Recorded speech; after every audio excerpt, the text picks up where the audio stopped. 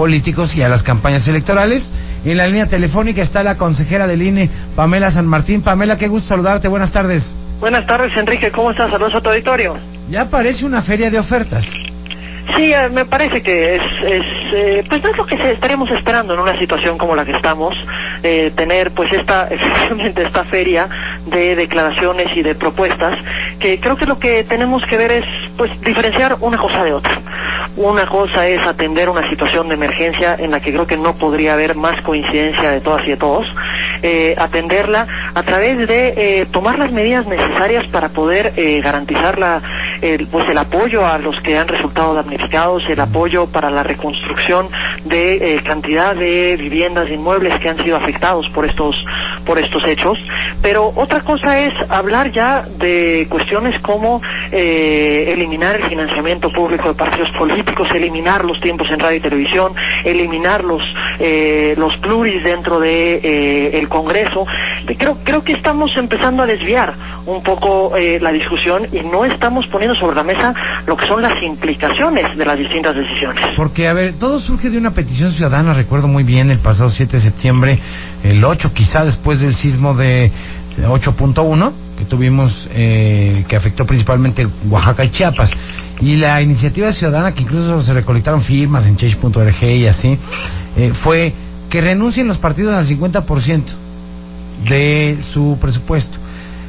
Andrés Manuel López Obrador fue el primero que dijo: voy a proponerle a los consejeros de Morena renunciar al 20%, o donar, dijo, ni siquiera renunciar, que ahí empezó un poco la batalla, ¿no? Decían, a ver, ¿qué van a donar si es el dinero público? Más bien, renuncian a esas prerrogativas o a esos beneficios. Y luego el PRI se subió y se subieron todos, pero legalmente, Pamela, ¿qué se hace? Es decir, con lo que anunció el PRI el lunes, y aquí lo platicábamos con Emilio Gamboa, el senador coordinador de la Cámara Alta priista, ¿no? Pues renuncian, y no es que ellos digan, voy a depositar esta lana, no, simplemente le dicen al INE, ya no nos depositen esta lana en nuestra cuenta, regrésenla a la Tesorería Federal. A ver, efectivamente hay dos conceptos que se han manejado, el tema de donar y el tema de renunciar. El tema de que los partidos puedan donar o puedan destinar esos recursos directamente a atender las necesidades, a atender a la reconstrucción a damnificados, eso no está permitido. ¿Y por qué no está permitido? Porque eso se termina convirtiendo en dádivas, se termina convirtiendo en poder comprar voluntades con fines electorales en el proceso en el que estamos inmersos, y eso es exactamente la parte que no está permitida. Efectivamente, en una situación de emergencia como la que nos encontramos, renunciar a las prerrogativas, a una parte de las prerrogativas, por supuesto que es posible, y en el instituto se ha planteado de esa forma, para que se pueda destinar a lo que son las necesidades apremiantes que en este momento están surgiendo, y que han surgido en estos días, y que van a surgir en los próximos días. Pero hay una cuestión muy distinta, ya son los planteamientos respecto de modificar el modelo que tenemos, es decir, irnos a un modelo donde ya no haya financiamiento privado hacia los partidos y hacia las contiendas electorales, irnos a un modelo donde ya regresemos a la compra y venta de tiempos en radio y televisión y no empleemos lo que son los tiempos del Estado, que precisamente fueron destinados a estos fines. ¿Y por qué son cosas distintas? Porque eliminar el financiamiento, eliminar los tiempos, significa que se financien las contiendas a través de recurso privado. Y esto abre muchas puertas peligrosas, ¿no? Por supuesto que sí. ¿Quién va a financiar? ¿Quién va a poder financiar las contiendas electorales? Pues los grupos de interés económico.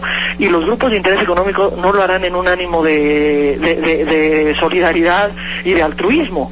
Evidentemente habrán intereses que estarán esperando que sean atendidos al momento de que aquellos a quienes hayan apoyado pues lleguen a un cargo público, y la lógica del financiamiento público precisamente lo que busca es que quien llegue a ocupar un cargo público pues lo que atienda sea el interés general, el interés de las ciudadanas y de los ciudadanos.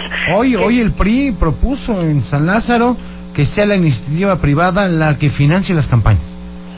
Pues es que esto no es una discusión tan sencilla. Tiene implicaciones, y tiene implicaciones en lo que va a pasar y quién van a defender quienes lleguen a los cargos públicos. Pues es lo que dices, es más o menos como de que, a ver, tú, empresa H, vas a financiar mi campaña, pero cuando yo gane, pues vas a tener, entre comillas, el derecho de pedir algo ¿no? A cambio. Pues voy a defender los intereses de aquel o aquellas empresas que me financiaron. Y esta es una discusión, recordemos, en Estados Unidos. Recientemente, en las elecciones pasadas, esa fue una de las grandes discusiones. Que es cuál era la consecuencia, por ejemplo, de que los grupos petroleros fueran los que financiaran las campañas, que Wall Street financiara las campañas. Pues era atender intereses que pues no necesariamente eran los intereses de la ciudadanía, exactamente. Y estas son las discusiones que de pronto no se dan. De pronto se habla de eliminar a los pluris del Congreso, porque esto va a ahorrar recursos. Sí, nada más que los pluris son el mecanismo para garantizar una pluralidad en la representación. Y si bien esto no puede modificarse para este proceso electoral, ya la Constitución es muy clara al establecer que las reglas no se pueden cambiar ya iniciado el proceso electoral. Sí nos lleva a una discusión, y creo que tenemos que estar atentos a cuáles son las consecuencias de este tipo de decisiones.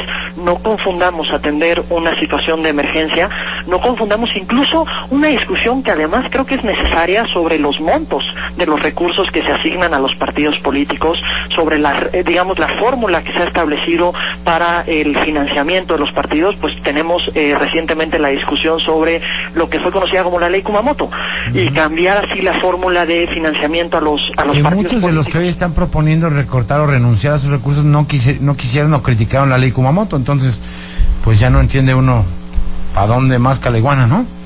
Pero creo que lo que tenemos que estar atentos es a que no se convierta en una discusión que atienda un clamor, decir, bueno, es que los partidos no están funcionando y entonces tenemos que eliminarles todos los recursos. Vamos a tener contiendas electorales. ¿Cómo se van a financiar estas contiendas?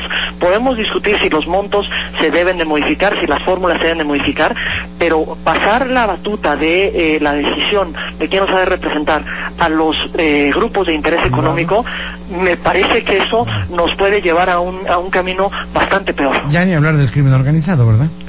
Y los recursos públicos, porque finalmente pues tendremos también a quienes gobiernan en una determinada entidad, a quienes gobiernan a nivel federal, a quienes gobiernan en municipios, pues destinando recursos públicos prohibidos a las contiendas electorales, y quienes tengan mayores gobiernos pues tendrán mayor capacidad de destinar ilegalmente recursos a las contiendas electorales.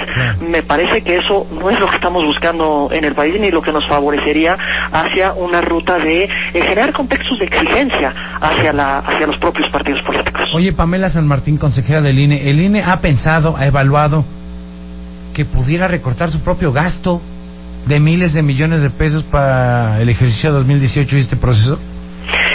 Hemos estado buscando los mecanismos para que generar las mejores condiciones de evitar cualquier tipo de gasto, digamos, excesivo. Aquí lo que tenemos es un proceso electoral en el que conviven tanto la elección federal como 30 elecciones locales, 9 de ellas a gubernaturas o la jefatura de gobierno, y en las que el INE participa a partir de su creación directamente para ir a visitar a las ciudadanas y los ciudadanos que integrarán las mesas directivas de casilla, que son quienes reciben los votos, para capacitarles, para instalar estas casillas, para tener la documentación electoral necesaria para emitir el voto. De esos 25,000 millones de pesos, considera el INE que es apenas necesario para operar toda esta elección 2018, en donde se van a elegir más de 3,400 puestos a votación. Desde el momento que se fue estableciendo el presupuesto, desde que se fijó el presupuesto, lo que se buscó es generar los gastos que fuesen necesarios para poder garantizar la celebración de estas elecciones. Y por supuesto, esto tiene que realizarse con la mayor transparencia, siguiendo todas las reglas de rendición de cuentas y pues llevando nuestras funciones también de fiscalización de los recursos de los partidos con la mayor claridad posible, precisamente para que las ciudadanas y los ciudadanos puedan saber hacia dónde se destinan los recursos que son empleados para esto. Ya, ¿consideras, Pamela, que es muy cara la democracia en México con respecto a lo que cuesta un proceso electoral y lo que obtiene el ciudadano a cambio? A ver, me parece que sin duda tenemos que generar desde la propia ciudadanía mayores contextos de exigencia hacia todas las instituciones, pero también creo que al hablar de lo que significa la organización de una elección, tenemos que ver las distintas actividades que se realizan para este fin. Por ejemplo, es en el instituto donde se emite la credencial para votar, que es el principal documento de identificación con el que contamos las mexicanas y los mexicanos. Esta es una actividad que no tienen los distintos institutos electorales a nivel mundial, y una parte muy fuerte de nuestro presupuesto se destina precisamente a la emisión de la credencial para votar, que más allá de ser un instrumento para votar, también es un instrumento de identificación. Muy bien. Pamela San Martín, como siempre, gracias por comunicarte con nosotros y por estas explicaciones y puntos de vista que son muy necesarias hoy para entender todos los puntos de vista. Gracias a ustedes, Enrique, y nuevamente saludos al auditorio. Gracias, Pamela San Martín, consejera del Instituto Nacional Electoral. Son las 6:57 PM. ¿Usted qué opina? Llámenos. 51-668-900 o 01800-718-1414. Y en las redes sociales, @elhueso MX, facebook.com/elhueso. Pausa y volvemos.